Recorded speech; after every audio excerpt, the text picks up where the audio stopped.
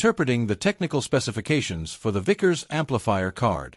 EEA-PAM-571-A-14. The 571 has a power input supply of 20 to 34 VDC by 40 watts max. The dither is factory set. The feedback from LVDT is 12 to 20 milliamps. The standing solenoid current at 0 command signal is 1.1 amps. This card will automatically reset for overload protection. The command signal monitor point is 5 volts. Output point to alarm indicator is greater than plus 6 volts when enabled. It becomes less than negative 6 volts when disabled.